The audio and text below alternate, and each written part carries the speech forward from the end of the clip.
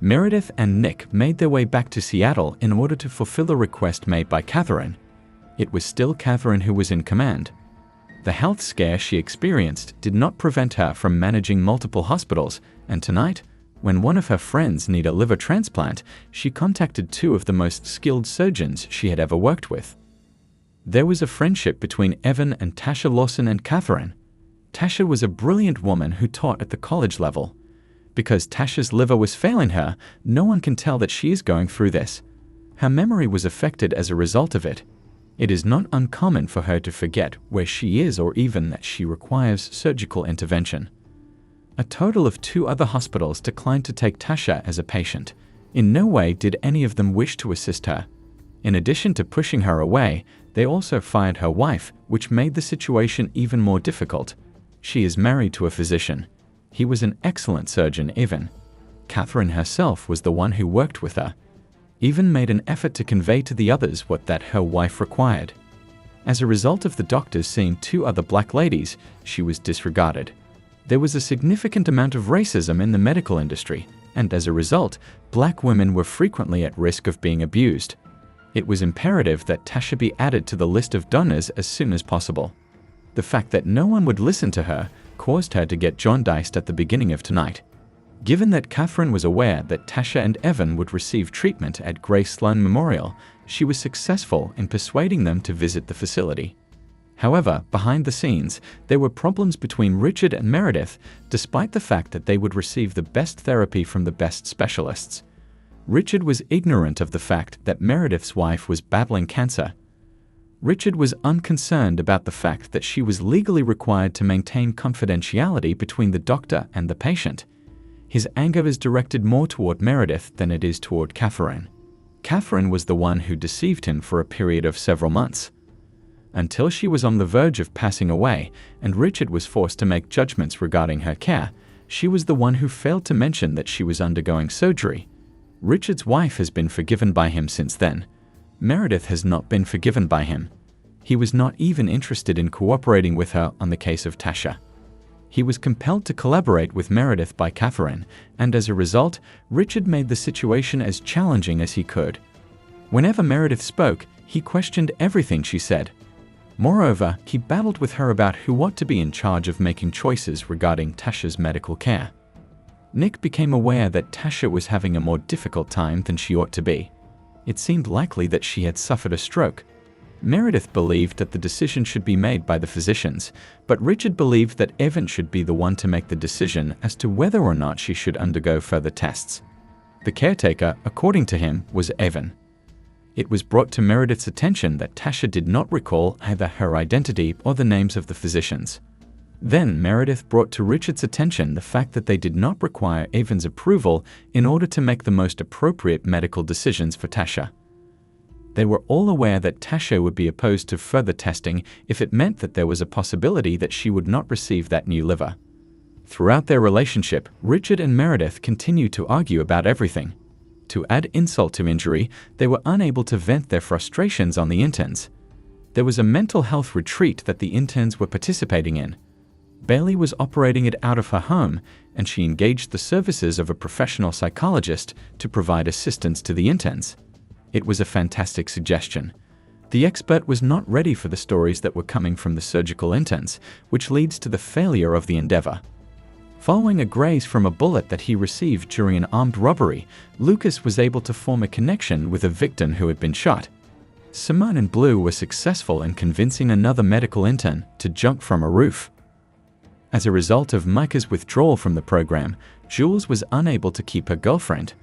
Almost passing away in front of her was Mika. Even though she was able to save Mika's life, it was not enough to save their bond between them.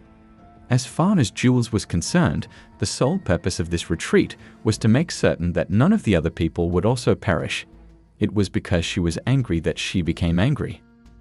Specifically, she was curious as to why Bailey did not stand up for Mika.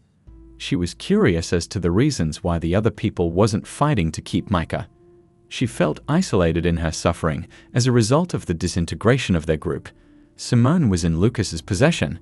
Molly is in possession of Blue. During that time, Jules was alone. Moreover, the psychologist was examined as well. He has been of assistance to CEOs. A work-life balance is something that he assists people in finding.